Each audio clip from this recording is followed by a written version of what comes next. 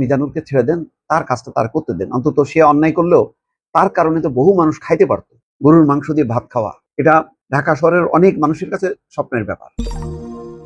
আরো একটা রিপোর্ট দেখলাম, সেটা হলো 100 টাকায় গরুর মাংস ভাতের দোকানটি হচ্ছে, সেখানে কেন ভিড় হতো? একদম খুব মানে পরিষ্কার কথা, যেখানে অন্যান্য জায়গায় 180 টাকা, 200-220 টাকায় খাওয়া যেত, একমাত্র সেই চালু করছিল 100 টাকায় গরুর মাংস ভাত বিক্রি। এটা ব্যাপকভাবে ছড়ায় পড়ে। তারপরে উচ্ছেদ হয়েছে। রাজধানীর শেওড়াপাড়া বাস স্ট্যান্ড থেকে তালতলা এলে হাতের বাঁদিকে ফুটপাতে ছিল মিজানুরের দোকানটি। পুরাতন বিমানবন্দরের দেয়াল সংলগ্ন এই ফুটপাতে আরো কয়েকটা দোকান ছিল, সেগুলো ছিল খাবার, চা, রিক্সা মেরামতের দোকান। এটা বছরখানেক আগেই ভাইরাল হয়েছে।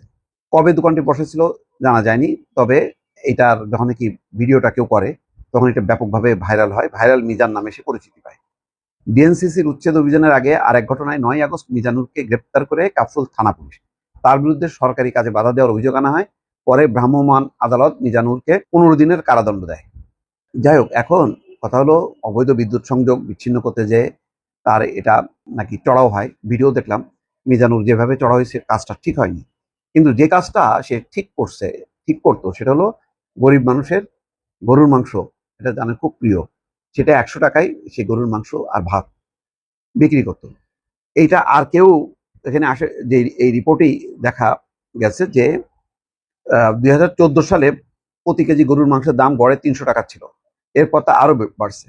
বর্তমানে কেজি প্রতি মাংস 780 থেকে 850 টাকা। তো এইরকম এক বাটি গরুর মাংসের দাম পড়ে 180 থেকে 220 টাকা।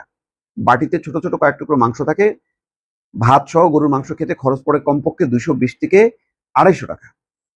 স্থানীয় কয়েক ব্যক্তির ভাষ্য, মূলত 100 টাকায় গরুর মাংস ভাত বিক্রির কারণে মিজানুরের দোকানটি নিম্ন স্বল্প আয়ের মানুষের কাছে জনপ্রিয়তা পেয়েছিল।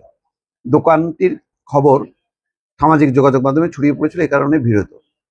ফুটপাতের অবৈধ দোকানটি উচ্ছেদ হয়েছে, এই দোকানটা ছিল অবৈধ, কিন্তু গরুর মাংসের দাম কমানোর কোনো কার্যকর উদ্যোগ দেখা যাচ্ছে না।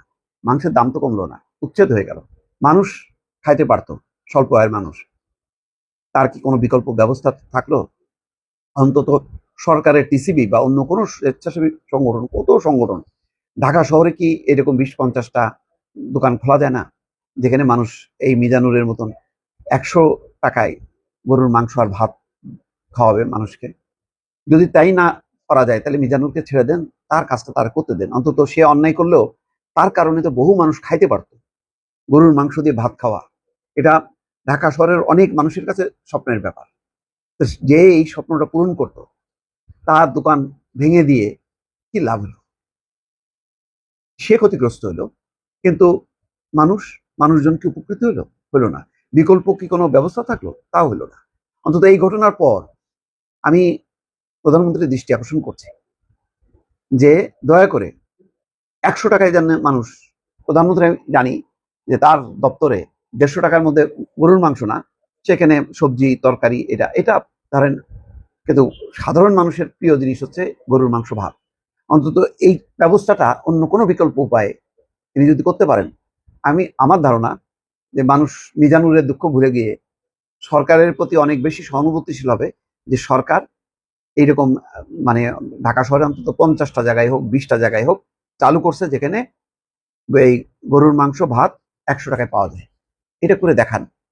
এটা করে যদি সরকার নাও করে, কত বিত্তশালী মানুষ আছে তারা করেন না ভাই, প্রচুর টাকা ইনকাম হয়, প্রচুর টাকা অপচয় হয়, কিন্তু এই মানুষের পেটে গরুর মাংস আর ভাত একটু জোগানোর ব্যবস্থা করেন।